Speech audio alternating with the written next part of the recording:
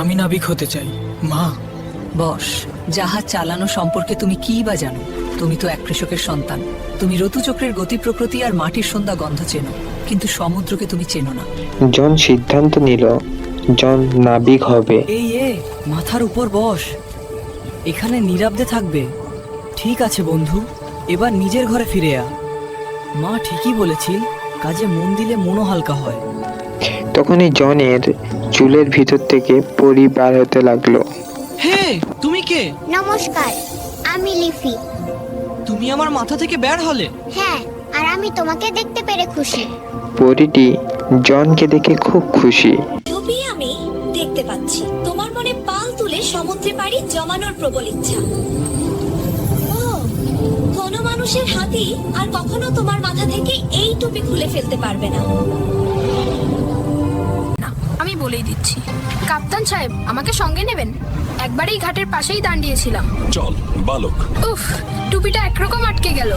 জাহাজের নাবিক বাচ্চা জনকে নিয়ে সমুদ্রের যাত্রা শুরু করলো। Take his cap off, not before the captain, and not even when he laid down to sleep. Yet because of that, neither could it be lost nor stolen. Captain, এটা মাথা থেকে খুলছে না। খুলতে হবে কেন? তোমার জন্য আমাদের জাহাজ উঠছে। বাচ্চা জনের চোখে সমুদ্র ছাড়া আর কিছুই দেখা যাচ্ছে না। কিন্তু ক্যাপ্টেন, আমার চোখ সমুদ্র ছাড়া আর কিছুই দেখেনি। ডাঙার মাটির গন্ধ চায় আমার। ধারিয়ে ধরো ছেলে। বাতাস যতদিন তোমার টুপির দিকে চায়, ততদিন এই জাহাজে তুমি আমাদের ভরসা। আমাকে মাত্র একটি দিনের জন্য ডাঙায় নামতে তোমার দিন। কথা আমি শুনেছি, কিন্তু নিয়ম বদলাবে না। আমি ফিরে আসব, কথা দিচ্ছি। না জন, জাহাজ ছাড়লে আর দেখা পাব না। মাটির জন যখন গভীর নিদ্রার ঘুমের মধ্যে তখন স্বপ্ন দেখে যে টুপিটা খোলো ওর মাথা থেকে। জনের মাথা থেকে সবাই টুপিটি খোলার চেষ্টা করছে। জন, আমি কিছু করিনি। চুপ! এই টুপিটাই ঝড় ডেকে আছে, তাই না? দেখি এবার। না, ছাড়ুন ওটা। আমি 3 বার ঘোরাবো, তারপরও যদি থামে না, সমুদ্রে ফেলে দেব।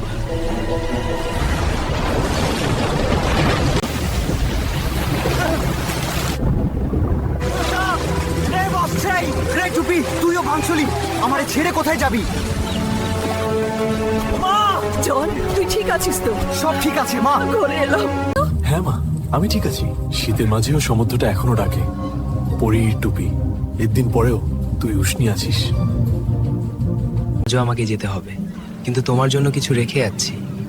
তুমি এই ঘরের টুপিটা খুঁজে পাবে ঠিক এখানেই। বিদায়, আমি আবার সমুদ্রের পথে। সে এত জীবনের ধাক্কা নিয়ে সে আবারও সমুদ্রের পথে যাত্রা শুরু করলো। জীবনের অর্ধেকটা সময় সাগরে কেটেছে, বাকি অর্ধেকটা ডাঙায়। এখন আমার নিজের নৌকা আছে আর 100 একর কৃষি জমি। 2 জায়গাতেই আমি সমান স্বচ্ছন্দ, তাই সবাই আমাকে বলে ক্যাপ্টেন টার্টল। যেখানেই থাকি জনের নাবিক হওয়ার স্বপ্ন সত্যি হয়ে গেল।